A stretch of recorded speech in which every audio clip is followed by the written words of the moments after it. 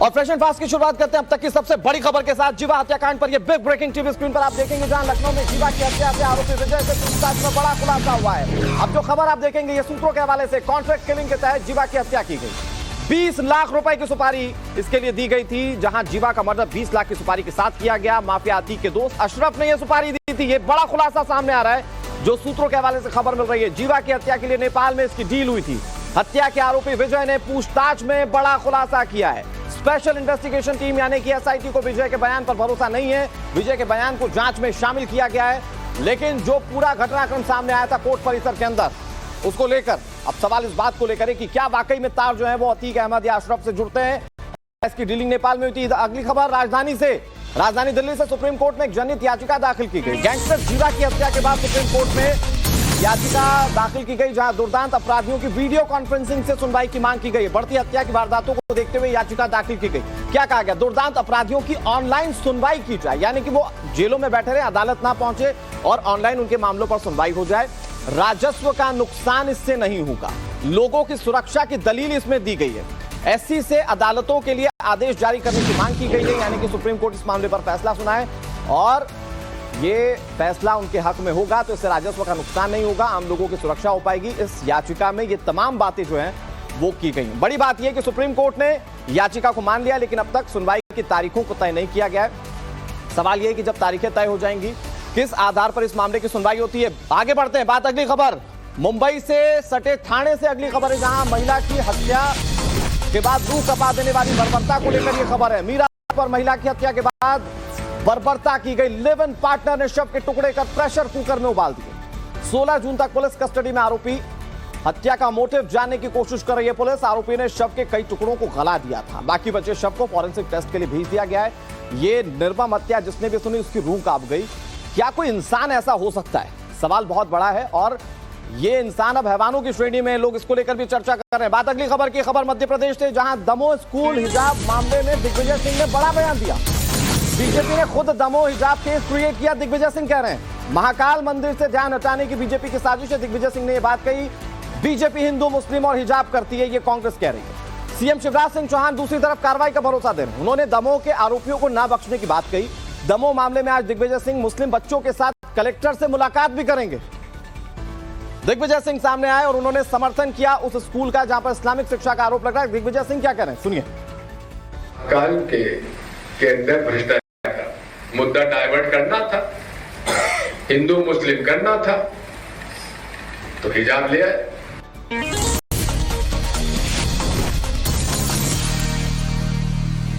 तो दमोह विवाद को लेकर मध्य प्रदेश में कांग्रेस और बीजेपी के बीच जंग छिड़ती हुई नजर आ रही है, लेकिन बात एक और जंग की करते हैं जो रूस और यूक्रेन के बीच छिड़ी हुई है। इन दिनों यूक्रेन के खेरसॉन पर डबल अटैक जारी है। अब आपको ग्राफिक्स के जरिए समझाने की कोशिश करते हैं स्थिति क्या है। एक तरफ खेरसॉन का पूरा इलाका बाढ़ की त्रासदी को झेल रहा है। पूरे इलाके में बाढ़ आई हुई है, पानी में डूबा हुआ है, लेकिन शहर के बीचों बीच इस बीच रूस की बमबारी जारी है। खेरसॉन में रूस ने फिर से भीषण बमबारी की है। शहर अभी यूक्रेन के कब्जे में, लेकिन रूसी बमबारी की वजह से कई घंटों तक राहत और बचाव कर्मियों को अपना अभियान रोकना पड़ा। रूस और यूक्रेन एक दूसरे पर नोवा काखोवका बांध तोड़ने का आरोप लगा रहे हैं, क्योंकि यही वो बांध है जिसकी वजह से खेरसॉन आज भीषण बाढ़ की चपेट में आ चुका है। यहां के लोग त्राहिमाम कर रहे हैं। अब आपको यह भी बता दें कि रूसी हमलों के चंद घंटे पहले यूक्रेनी राष्ट्रपति जेलेंस्की ने इलाके का जायजा लिया था और उसके बाद जो सामने आई उसके चलते अब लोग त्रासदी की मार झेल रहे हैं। लेकिन सबसे ज्यादा दोहरी मार उस पर तब पड़ रही है जब रूस की तरफ से हमले तेज हो जा रहे हैं, क्योंकि सेना राहत बचाव कार्य चला रही है, दूसरी तरफ रूस हमले कर रहा है। इन सबके बीच में देश के अलावा दुनिया में और क्या खबरें आपको दिखाते हैं अगले 1 मिनट में। कई महीनों से चली आ रही रूस और यूक्रेन की जंग खत्म होने का नाम नहीं ले रही है। एक बार फिर से रूसी कब्जे वाले डोनेस्क में भारी गोलीबारी हुई। यूक्रेन इलाके को कब्जे से छुड़ाने की लगातार कोशिश कर रहा है। हमले के बाद सड़क किनारे खड़ी गाड़ियां धू धू कर जलती दिखी। एक बार फिर से अफगानिस्तान बम धमाकों से दहल गया। यह धमाका बदख्शां प्रोविंस के फैजाबाद के मस्जिद में हुआ, जहां बम धमाके में 16 लोगों की मौत हो गई, जबकि 50 से ज्यादा लोग जख्मी हो गए। जानकारी के मुताबिक मारे गए सभी लोग बदख्शां के डिप्टी गवर्नर के अंतिम संस्कार में शामिल होने के लिए पहुंचे थे। दुनिया के सबसे सक्रिय ज्वालामुखियों में से एक किलाउवा ज्वालामुखी फिर से फूटना शुरू हो गया। इस ज्वालामुखी से लगातार लावा फव्वारे की तरह बह रहा है। पिछले 3 महीने तक किलाउवा ज्वालामुखी शांत था, लेकिन इसके फूटने से आसपास की हड़कंप मच गया। पाकिस्तान के पूर्व प्रधानमंत्री इमरान खान ने ट्वीट कर कहा कि उन्होंने क्रिकेट में नहीं बल्कि 20 मामलों में पेश होकर वर्ल्ड रिकॉर्ड बनाया है। हत्या से लेकर आतंकवाद तक, देशद्रोह तक के मामले उन पर दर्ज है। आरोप लगाया कि फांसीवाद फैलाया गया क्योंकि वे पीटीआई से चुनाव हारने का डर लोगों में है, इसके चलते वहां पर फांसीवाद फैलाया जा रहा है। और बात अगली बिग ब्रेकिंग की, अगली खबर कोल्हापुर बवाल से जुड़ी हुई, जहां प्रशासन अब अलर्ट मोड में आ चुका है। आज जुमे पर अलर्ट में है प्रशासन। कोल्हापुर में जो हिंसा हुई थी, जो घटनाक्रम सामने आया था, उसको लेकर प्रशासन अलर्ट पर। यह बिग ब्रेकिंग आप देख रहे हैं। इसके अलावा जिले में इंटरनेट सेवाओं को बंद कर दिया गया एहतियातन और धारा 144 लागू कर दी गई है। औरंगजेब की तस्वीर और स्टेटस लगाने वाले कुल 36 लोग गिरफ्तार किए गए। नाकामी छुपा रही है भारतीय जनता पार्टी, ये एआईएमआईएम की ओर से बड़ी बात कही गई। यानी कि इस पूरे मामले पर एक तरफ तो प्रशासनिक व्यवस्थाओं को दुरुस्त करने की कोशिश है, लेकिन दूसरी तरफ इस पर सियासत शुरू हो गई। ओवैसी की पार्टी बोली नाकामी छुपा रही है भारतीय जनता पार्टी की। महाराष्ट्र के होम मिनिस्टर देवेंद्र फडणवीस बोले ये औरंगजेब की औलाद। अच्छा, आपको पूरे मालूम कौन किसकी औलाद है? आपको मालूम? मेरे को नहीं मालूम था, इतने एक्सपर्ट है आप। तो फिर ये गोडसे की औलाद कौन है, बोलो हमको। ये आपटे की औलाद कौन है, हमको बोलो। ये इनकी औलाद। अरे बाबा, ये तो बताओ, महाराष्ट्र में आपने, हुकूमत ने 50 जलसे करवाए, किसके नाम पे? लव जिहाद के नाम पे। अच्छा, आपको मालूम लव जिहाद पहले कहां शुरू हुआ था? सबसे पहले हालांकि Aurangzeb father of every home पर कुछ नहीं बोलते असदुद्दीन ओवैसी। इस बीच खबर उत्तर प्रदेश की राजधानी लखनऊ से, जहां लखनऊ में नाबालिग का शव सड़क पर रखकर प्रदर्शन किया गया। नाबालिग हिंदू लड़की से रेप के बाद हत्या की वारदात सामने आई, जहां नाबालिग आरोपी ने घर में घुसकर रेप की वारदात को अंजाम दिया था। रेप के बाद हथौड़ा मारकर हत्या कर दी गई। शव को लटकाया गया ताकि इसे आत्महत्या बताया जा सके। केस दर्ज कर आरोपी से पूछताछ कर रही है पुलिस की टीम। लड़की के परिजनों की पुलिस के साथ झड़प भी हुई। पीड़ित परिवार ने पुलिस पर समझौता कराने के लिए डराने और धमकाने का गंभीर आरोप लगाया। आज लखनऊ में हिंदूवादी संगठन इसी को लेकर प्रदर्शन कर सकते हैं। तस्वीरें कैसी रहेंगी, ये देखने वाली बात है। और साथ ही पुलिस की कार्यप्रणाली जो सवालों के घेरे में है, उसे कैसे दुरुस्त किया जाएगा, इस बात को लेकर भी अभी तमाम सवाल जो है वो बने हुए। अब आपको हत्या का एक खौफनाक वीडियो दिखाने जा रहे हैं, जो वीडियो वायरल हो रहा है, और इसे देखकर आप समझ पाएंगे कैसे इस पूरे खूंखार घटनाक्रम को अंजाम दिया गया। ये वीडियो जिसमें एक शख्स दूसरे शख्स को मारता हुआ दिख रहा है। देखिए, ये वो तस्वीर है, ये वो लड़का जो कि यहां से जा रहा है, इसके हाथ में आप हथियार साफ तौर पर देख सकते हैं, और यहां पर दूसरा शख्स उसको मारता हुआ साफ तौर पर दिख सकता है। वारदात 8 और 9 जून की दरमियानी रात की है, जिसका वीडियो आप देख रहे हैं इस वक्त। वीडियो दिल्ली का बताया जा रहा है, लेकिन टाइम्स नाउ भारत इसकी पुष्टि नहीं करता है। तो तस्वीरें इस वक्त आप टीवी स्क्रीन पर देख रहे हैं। और सरेराह सड़क पर कैसे गुंडागर्दी की गई, कैसे हथियार लहराया गया, आप देख सकते हैं। ये क्राइम को लेकर दिल्ली की नंद नगरी से बड़ी तस्वीर हम आपको इस वक्त टीवी स्क्रीन पर दिखा रहे हैं। और इसमें आप देख सकते हैं कि कैसे दो युवकों के बीच ये पूरा घटनाक्रम सामने आता है। एक लड़का हमला करता है, वहां से चला जाता है। कुछ लोग उसे पकड़ने की कोशिश नहीं करते, बल्कि जो घायल हो जाता है शख्स, अब उसके बारे में लोग खोज खबर लेने की कोशिश कर रहे हैं। बात अगली खबर की करते हैं, जो कि अलीगढ़ से है, जहां पर धर्मांतरण की कोशिश की गई। अलीगढ़ में हिंदू युवती के धर्म परिवर्तन की कोशिश, पहचान बदलकर नौकरी देने के बहाने फंसाया गया। यह बड़ी और हैरान करने वाली खबर, नौकरी के नाम पर धर्मांतरण। तो क्या नौकरी जिहाद भी फैलाया जा रहा है क्या? धर्म परिवर्तन से इनकार पर हत्या करने की कोशिश की गई। सासनी गेट थाना इलाके में वारदात हुई। एक आरोपी रेहान, नाम गौर से सुनिए, इस आरोपी का नाम है रेहान, जिसे गिरफ्तार किया गया। दूसरे की तलाश जारी है। दूसरे आरोपी की गिरफ्तारी के लिए पुलिस ने कई टीमें बना ली हैं और टीमें बनाकर इस तक पहुंचने की कोशिश लगातार की जा रही है। सवाल यह कि इस तरह की घटनाएं रुकेंगी कैसे? इन सबके बीच में बालासोर ट्रेन हादसे पर पूरा देश दहल गया था। अब ट्रेन हादसे के कुछ सेकंड पहले का वीडियो हम आपको दिखाने जा रहे हैं। अगले 30 सेकंड में पूरी खबर आप देखिए। बालासोर ट्रेन हादसे का पहला वीडियो सामने आया है। ये वीडियो उस वक्त का है जब ट्रेन में लोग अपने बर्थ पर आराम कर रहे थे और सफाई कर्मी बॉगी में सफाई कर रहा था। तभी एक जोरदार धमाका होता है और वीडियो बनाने वाले शख्स का बैलेंस बिगड़ जाता है। लोगों के चीखने और चिल्लाने की आवाज सुनाई देने लगती है। एक बार फिर से देखिए, ट्रेन को जोरदार टक्कर हुई तो कैसे वीडियो बनाने वाले का बैलेंस बिगड़ गया। दर्दनाक हादसे में 275 लोगों की मौत हुई, जबकि 1000 से ज्यादा यात्री जख्मी हुए। अगली खबर पहलवानों को लेकर। महिला पहलवानों बृजभूषण शरण सिंह के मामले में अब नया मोड़ आ चुका है। नाबालिग पहलवान के पिता ने बृजभूषण सिंह पर लगाए गए आरोपों पर यू टर्न ले लिया। ब्रेकिंग इस वक्त टीवी स्क्रीन पर आपके सामने। नाबालिग पहलवान के पिता का बड़ा बयान। कहा बृजभूषण शरण सिंह के खिलाफ उन्होंने जो शिकायत दर्ज करवाई थी वो झूठी है। पहलवान के पिता ने कहा कि भूल सुधार मेरा फर्ज है। एसआईटी इस पूरे मामले पर जांच कर रही है। बृजभूषण पर 2 मामलों की जांच एसआईटी की ओर से की जा रही है।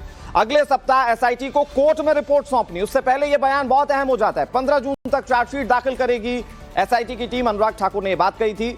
बृजभूषण की गिरफ्तारी पर अनुराग ठाकुर का बयान भी सामने आया। उन्होंने कहा कि कोर्ट के फैसले के आधार पर बृजभूषण पर एक्शन लिया जाएगा। सारे विषय कोर्ट के संज्ञान में है और सरकार ने आश्वासन भी दिया है कि 15 तारीख तक चार्जशीट फाइल होगी।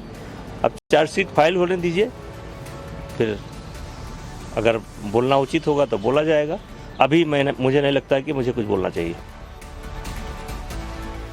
अगली खबर राजस्थान की राजधानी जयपुर से। बीजेपी ने मुख्यमंत्री गहलोत के परिवार पर गंभीर आरोप लगाए। सीएम गहलोत के बेटे बहू पर बीजेपी की ओर से गंभीर आरोप लगाए गए। ये बड़ी बिग ब्रेकिंग आपके सामने। राजस्थान की बहू और बेटे अशोक गहलोत के जिन पर गंभीर आरोप बीजेपी लगा रही है। हवाला के रुपयों के होटल बिजनेस में लगाने की बात कही गई। लंदन से हवाला के जरिए 100 करोड़ रुपए निवेश किए गए, ये बीजेपी के नेता कह रहे हैं। मॉरिशस समेत कई देशों से हवाला का पैसा मंगाया गया, बीजेपी की ओर से आरोप है। किरोड़ी लाल मीणा, कांग्रेस ने आरोपों को नकारा है जो किरोड़ी लाल मीणा आरोप लगा रहे हैं। किरोड़ी लाल मीणा का आरोप है कि होटल फेयरमाउंट समेत कई होटल्स में सीएम के बेटे ने निवेश किया है।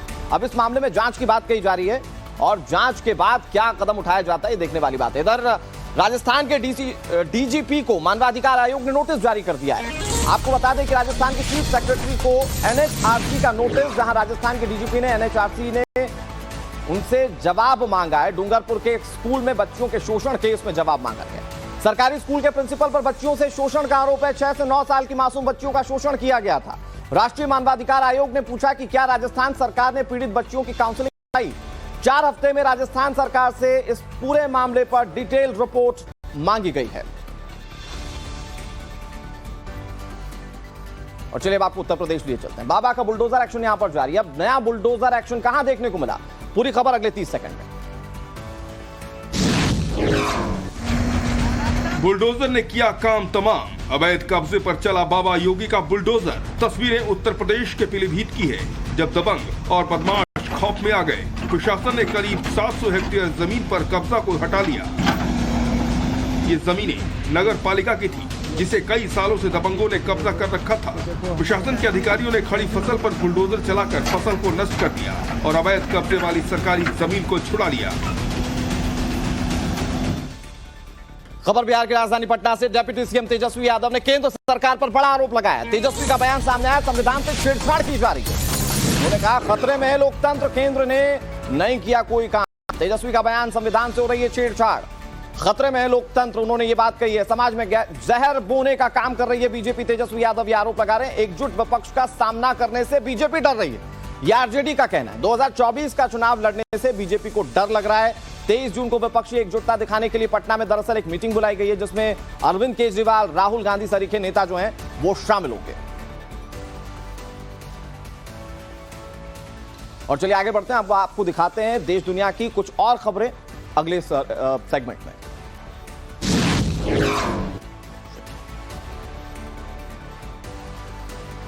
मध्य प्रदेश के हबीबगंज रेलवे स्टेशन का नाम बदलने के बाद जीआरपी थाने का नाम भी बदल दिया गया है। अब इस जीआरपी थाने को रानी कमलापति के नाम से जाना जाएगा। गृह विभाग की ओर से गैजेट जारी किया गया। लंबे समय से थाने का नाम बदलने की मांग उठ रही थी। लद्दाख में सेना के जवानों को बड़ी कामयाबी हासिल हुई। कुर्बा थांग में सेना के जवानों को 2 बम बरामद हुए, जिसे डिफ्यूज कर दिया गया। ये बम टर्फ फुटबॉल ग्राउंड के पास थे। जवानों को कामयाबी तब मिली जब इलाके में सर्च ऑपरेशन चलाया गया। केदारनाथ में चोराबाड़ी ग्लेशियर जोन में एवलॉन्च का वीडियो वायरल हो रहा है। काफी देर तक बर्फ का गुबार उठता रहा। इस दौरान केदारनाथ धाम में मौजूद कई श्रद्धालुओं ने इस घटना को अपने मोबाइल कैमरे में कैद कर लिया। आपदा प्रबंधन की टीम ने हिमस्खलन की पुष्टि नहीं की है। बिहार के रोहतास से एक सनसनीखेज खबर सामने आई, जहां पर नासिरगंज दाऊदनगर सोन पुल के पिलर नंबर 1 के बीच फंसे 12 साल के बच्चे की मौत हो गई। रंजन को 25 घंटे तक रेस्क्यू चलाकर बचाने की कोशिश की गई। रंजन एक दिन पहले ही कबूतर पकड़ने के चक्कर में यहां पर फंस गया था। और बात अगली खबर की। विदेश मंत्री एस जयशंकर की आतंकवाद पर 2 टूक सामने आई। सीमा पार से हो रहे आतंकवाद पर भारत का बयान सामने आया। आतंकी गतिविधियों को बर्दाश्त नहीं किया जाएगा, भारत इसे बर्दाश्त नहीं करेगा, ये विदेश मंत्री एस जयशंकर कह रहे हैं। उन्होंने कहा कि हमारी नीति पड़ोस प्रथम, पर आतंकवाद बर्दाश्त नहीं होगा, यानी कि पड़ोसियों को प्राथमिकता है लेकिन आतंकवाद नहीं चल पाएगा। विदेश मंत्री एस जयशंकर की पाकिस्तान दो टूक। विदेश मंत्री ने कहा कि पाकिस्तान अगर भारत से बेहतर रिश्ते चाहता है तो उसे आतंकवाद को हर हाल में खत्म करना होगा। पाक पोषित आतंकवाद कैसे भारत में फलीभूत करने की कोशिश की जाती है वो समय समय पर देखने को मिला। हालांकि हमारे सेना के जवान, हमारे तमाम जो जवान हैं वो इसको लेकर जवाब देते हैं, लेकिन जब कोशिशें की जाती है पाकिस्तान की ओर से तो उसको दो टुक उस पर जवाब दिया है विदेश मंत्री एस जयशंकर ने। अब एक और बड़ी खबर की बात कर लेते हैं। भारत ने चालबाज चीन को आईना दिखाने का काम किया है। कैसे, आपको बताते हैं। देखिए, अक्सर भारत और चीन के बीच लद्दाख के पैंगोंग लेक एरिया पर विवाद होता आया है, ये किसी से छिपा नहीं है। चीन के सैनिक इस इलाके में घुसपैठ की कोशिश करते हैं। भारत सरकार चीन के सैनिकों की घुसपैठ रोकने और अपनी जमीन को बचाने के लिए LAC के करीब अपना इंफ्रास्ट्रक्चर तैयार कर रहा है। अब चीन के खिलाफ मोदी सरकार का बड़ा फैसला है। भारत LAC के पास अपनी सड़क पैंगोंग लेक के पूर्वी किनारे पर बनाएगा। चीन की विस्तारवादी नीति पर यह भारत का जवाब है। पैंगोंग लेक के किनारे सड़क चीन को यह सीधे तौर पर चेतावनी के तौर पर देखा जा रहा है, क्योंकि इसी इलाके में हल्का हल्का अंदर घुसते हुए चीन अपने विस्तारवाद की नीति को बढ़ाने की कोशिश करता है। लेकिन भारत भी सीधे तौर पर जवाब दे रहा है, आप विस्तारवाद करोगे, हम अपने इंफ्रास्ट्रक्चर को मजबूत करेंगे। अब आपको बता दें कि पैंगोंग लेक क्यों अहम है। भारत चीन की जो जल सीमा है, लेक की लंबाई जो है वो 135 किलोमीटर की है। 90 किलोमीटर झील चीन में है, जबकि 45 किलोमीटर की जो झील है वो भारत के अंदर है। पूरा क्षेत्र जो है वो 600 वर्ग किलोमीटर का है। फिंगर 8 तक भारत का क्षेत्र है, फिंगर 4 तक चीन का दावा है, और जो बीच का क्षेत्र है उस पर चाइना जो है वो घुसने की कोशिश करता है।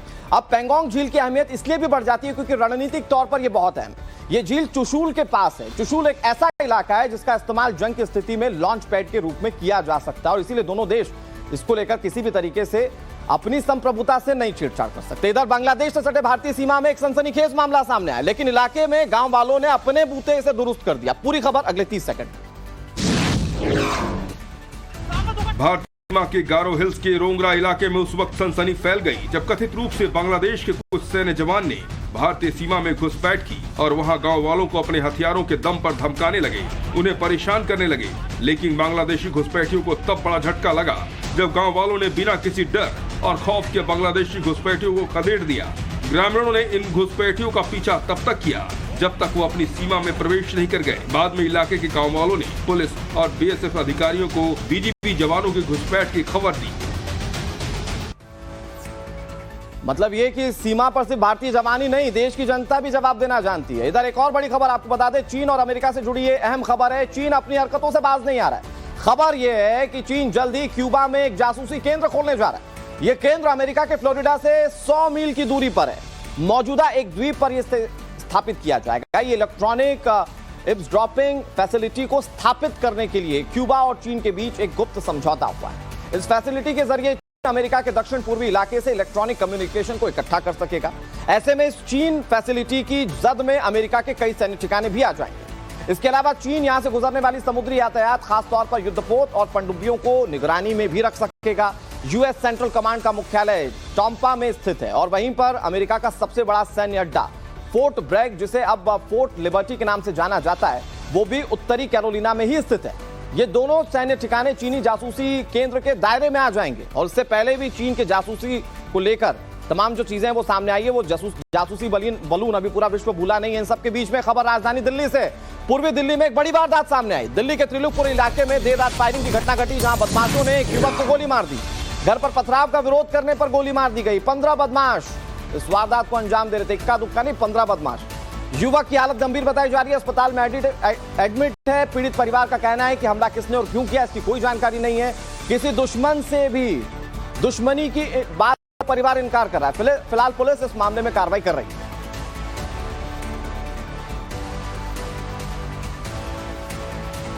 और एक और बिग ब्रेकिंग अब आपके सामने खबर पंजाब के पटियाला से हम आपको दिखाने जा रहे हैं, जहां पर पटियाला में बिजली विभाग के कर्मचारी परेशान हो गए। किसानों ने बिजली बोर्ड कर्मियों को बंधक बना लिया।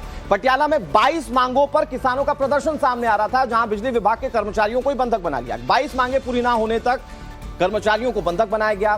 देर रात 11 बजे तक बंधक बनाकर रखा गया बिजली बोर्ड के कर्मचारियों को। अब आपको बता दें कि अधिकारियों से मीटिंग के बाद कर्मचारियों को छोड़ दिया गया है। लेकिन सवाल यह है कि सरकारी कर्मचारी जब अपना काम करते हैं तो फिर आखिर उन्हें क्यों निशाना बनाया जाता है। यहां पर पटियाला में पावरकॉम का दफ्तर, जिस पर किसानों ने ताला लगा दिया, और कई बिजली के कर्मचारी थे, बिजली विभाग के कर्मचारी थे, जिन्हें बंधक बनाकर रखा गया। रात 11 बजे कहीं जाकर राहत मिल पाई, जब कुछ लोगों ने इसमें इंटरवीन किया और उसके बाद किसान माने और फिर उसके बाद स्थिति जो है वो हो पाई। इधर देश के क्राइम जोन में क्या कुछ खबरें आपको दिखाते हैं अगले 1 मिनट में। राजधानी दिल्ली के मौजपुर इलाके में घर में लूट की वारदात को अंजाम दिया गया, जबकि विरोध करने पर घर के 3 लोगों पर चाकुओं से हमला किया गया, जिसमें एक महिला की अस्पताल में इलाज के दौरान मौत हो गई। पुलिस ने मामले की जांच शुरू कर दी है। उत्तर प्रदेश के मैनपुरी में अपनी पत्नी के साथ लौट रहे शख्स से 2 बाइक सवार 4 बदमाशों ने लूटपाट की। बदमाशों ने शख्स से नकदी और मोबाइल फोन लूट लिया। एक ही दिन में मैनपुरी में 3 अलग अलग जगहों पर लूटपाट की वारदात को अंजाम दिया गया। लूट की वारदात के बाद पुलिस अलर्ट हो गई है। थाने में फेक करेंसी केस में एनआईए कोर्ट ने 2 बांग्लादेशी नागरिकों को 10 साल की सजा सुनाई, जबकि 10-10 हजार रुपए का जुर्माना ठोका। दोषी बांग्लादेश से हाई क्वालिटी वाले नकली नोट खरीदकर महाराष्ट्र में उनका इस्तेमाल कर रहे थे। ये नकली नोट 4,08,000 रुपए के थे। उत्तर प्रदेश एटीएस को तब बड़ी कामयाबी मिली जब उन्होंने लखनऊ से नकली नोट छापने वाले एक शख्स को गिरफ्तार कर लिया। गिरफ्तार आरोपी शख्स बबलू और बाबिल है, जिससे 50,000 रुपए का इनाम भी जिस पर घोषित था। पुलिस आरोपी शख्स से पूछताछ कर रही है। उनकी पूछताछ के बाद पुलिस के हाथ कई अहम जानकारियां लगेंगी। और अगली खबर मायानगरी मुंबई से, जहां आग का तांडव देखने को मिला। आपको बता दें कि लोगों की जान पर बात बनाई। मुंबई की इमारत में भीषण आग लग गई, जहां झावेरी बाजार की रिहायशी इमारत में आग लग गई। फायर ब्रिगेड की 12 गाड़ियां मौके पर मौजूद हैं। इमारत में फंसे लोगों को निकालने का काम किया जा रहा है। आग बुझाने की कोशिश कई घंटे से जारी है। गनीमत यह रही कि इमारत में कोई फंसा नहीं था, नहीं तो हादसा बड़ा हो सकता था। तस्वीरें इस वक्त टीवी स्क्रीन पर आपके सामने। मायानगरी में मुंबई में आगजनी की एक और घटना सामने। 5वीं मंजिल पर आग लगी, जिसके चलते हालत खराब हो गई। इस आग को बुझाने के लिए काफी मशक्कत करनी पड़ी। बड़ी बात यह और राहत की बात यह कि यहां पर कोई फंसा हुआ नहीं है। वक्त रहते सभी को इवैक्यूएट कर लिया गया। चलिए बात अगली बड़ी खबर की करते हैं। दक्षिण भारत और महाराष्ट्र के कई मंदिर में ड्रेस कोड लागू होने के बाद उत्तराखंड में भी ड्रेस कोड लागू कर दिया गया। 30 सेकंड में आपको ये पूरी खबर दिखाते हैं। ये उत्तराखंड के कनखल हरिद्वार मंदिर है, जहां मंदिर के प्रवेश द्वार पर ही साफ साफ शब्दों में लिखा है, मर्यादित कपड़े पहने। अमर्यादित कपड़े पहनने पर मंदिर में प्रवेश वर्जित है। नीलकंठ महादेव मंदिर के अलावा दक्ष प्रजापति मंदिर में भी ड्रेस कोड लागू हो गया है। कम से कम 80% शरीर ढका रहना चाहिए बहन बेटियों का। उससे समाज में एक अच्छा संदेश जाएगा और आने वाले जो श्रद्धालु माताएं बहनें हैं, उन्होंने इसका स्वागत किया है। दक्षिण भारत और महाराष्ट्र में ये व्यवस्था पहले ही लागू हो चुकी है। कम कपड़े पहनने वाली महिलाओं को मंदिर में प्रवेश नहीं दिया जा रहा है। और सरेआम हत्या की वारदातें कई बार सामने आ रही है, कई बार तस्वीरें देखने को मिलती है जिससे कलेजा मुंह को आ जाता है। अब हत्या का एक खौफनाक वीडियो हम आपको दिखाने जा रहे हैं, जो कि वायरल हो रहा है। देखिए बड़ी खबर यह है राजधानी दिल्ली से। यह खबर है जहां पर दिल्ली में हत्या का एक और खौफनाक वीडियो सामने आया। आपको याद होगा साक्षी मर्डर केस सामने आया था। उसके बाद ये एक और तस्वीर राजधानी दिल्ली से। ये शख्स यहां पर जो आपको रेड सर्कल में दिख रहा है, यहां पर एक शख्स गिरा हुआ है और इस पर हमला करके भागता हुआ दूसरा शख्स, जिसको मैं आपको तस्वीरों के माध्यम से दिखाने की कोशिश करूंगा कि वो यहां पर बड़े आराम से हमला करता है और फिर चला जाता है। यहां पर अगर आप एक गौर करें तो लोगों की इंसानियत पर आप प्रश्न चिन्ह खड़ा कर देंगे, क्योंकि किसी में यह हिम्मत नहीं है कि जिस शख्स की हत्या करके ये शख्स भाग रहा है। ये देखिए सफेद टी शर्ट में अगर आप इसको देखेंगे तो ये भागने की जो कोशिश कर रहा है, इसके हाथ में हथियार भी साफ तौर पर नजर आ रहा होगा। इसे कोई पकड़ने की कोशिश नहीं करता। साक्षी हत्याकांड के बाद से लगातार सवालों के घेरे में था कि आखिर दिल्ली की जनता क्या सोचती है ऐसे मामलों पर, लेकिन यहां पर भी फिर वही सब पुनरावृत्ति देखने को मिली। मोहित हम हमारे साथ ज्यादा जानकारी के लिए जुड़ गए। मोहित, ये कौन था शख्स जो हत्या करके चला गया, क्या मोटिव था इसका? हाँ देखिए, हमलावर है जो वीडियो में नजर आ रहा है और एक शख्स पे बेरहमी से हमला कर रहा है और वहाँ पे पब्लिक मौजूद है। जिस पे हमला कर रहा है उसके घर वाले चिल्ला भी रहे हैं, लेकिन वहाँ पे कोई बचाने के लिए नहीं आ रहा है। और इस घटना के बारे में दिल्ली पुलिस का सिर्फ इतना ही कहना है कि उनको एक वायरल वीडियो मिला है। हालांकि पूरा मामला साफ हो चुका है कि नंदनगरी थाने का मामला है। बीती रात यानी 8 जून का यह मामला है जब इस घटना को अंजाम दिया गया है, लेकिन दिल्ली पुलिस इस मामले में कुछ नहीं बोल रही है। लगातार ये कई घटनाएं ऐसी सामने आई हैं जिसमें इस तरह की घटना हो जाती है और दिल्ली पुलिस अपना मुंह बंद कर लेती है। यानी दिल्ली जो जिसको कहा जाता है दिल्ली की पुलिस है, वो डर की पुलिस होती हुई दिख रही है, क्योंकि इस तरीके के जो लगातार इंसिडेंट दिल्ली के अंदर सामने आ रहे हैं उसमें अधिकतर मामलों में दिल्ली पुलिस अपना कोई जवाब नहीं देती। हालांकि इस युवक की जो हालत बताई जा रही है अभी काफी गंभीर बताई जा रही है और बताया जा रहा है कि जो हमलावर है ये मौके से फरार हो चुका है। जी ठीक है मोहित, आप नजर बना रहे कि आपसे तमाम अपडेट्स हम लेते रहेंगे। क्या पुलिस कहती है दिल्ली की, बड़ा सवाल इन सबके बीच में अब मैं आपको भारत नेपाल के बीच एक नए विवाद के बारे में बताने जा रहा हूं। पहले दोनों देशों के नक्शे को मैं आपको दिखाऊंगा जिसमें आप ये समझ पाएंगे क्या पूरा विवाद। देखिए दोनों देशों का नक्शा, जिसमें आपको गंडक नदी बिहार और यूपी से लगे नेपाल की सीमा के साथ साथ बिहार का पश्चिमी चंपारण जिला भी दिख जाएगा। देखिए कैसे दिख रहा है। ये उत्तर प्रदेश, ये नेपाल की सीमा, ये सुस्ता का इलाका और ये बिहार, ये दोनों राज्य भारत के, ये नेपाल एक अलग देश है। लेकिन इस जिले के बिल्कुल पास बॉर्डर के बेहद नजदीक एक सुस्ता गांव है और यही विवाद की वजह है। देखिए ये वो सुस्ता गांव जो विवाद की वजह है।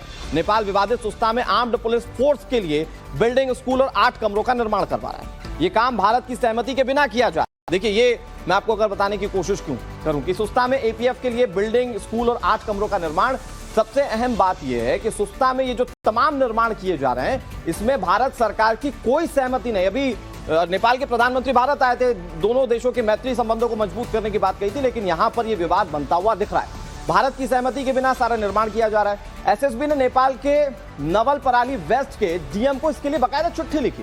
प्रशासनिक तौर पर भारत ने इस पर सवाल उठाए और इस पर सवाल उठाने के बाद नेपाल क्या कहता है, क्या इस विवाद को खत्म करने या सॉर्टेड करने की कोशिश करता है, यह सवाल बड़ा। इस सबके बीच में राफेल मिशन के बाद वायुसेना की एक और कामयाबी। 6 घंटे के रफाल मिशन के बाद भारतीय वायुसेना ने अब इंडियन ओशन रीजन में 8 घंटे के लिए सुखोई विमान से उड़ान भरी। पिछले सप्ताह 4 रफाल एयरक्राफ्ट ने इंडियन ओशन रीजन में 6 घंटे तक कॉम्प्लेक्स कॉम्बैट मिशन को अंजाम दिया था। भारतीय वायुसेना ने ट्वीट करके नए मिशन की जानकारी दी। सुखोई 30 विमानों ने 8 घंटे तक लगातार इंडियन ओशन रीजन में कॉम्प्लेक्स कॉम्बैट ड्रिल की। भारतीय वायुसेना अपने सभी स्टेट को इंडियन ओशन रीजन में इस्तेमाल कर चुकी है। चीन की घुसपैठ रोकने के लिए वायुसेना और नौसेना की यह तैयारी लगातार नजर आती है, जो कि हमारे देश के खिलाफ बोलने वाले, हमारे देश के खिलाफ सोचने वाले देशों के लिए एक बड़ी तस्वीर है। वक्त एक ब्रेक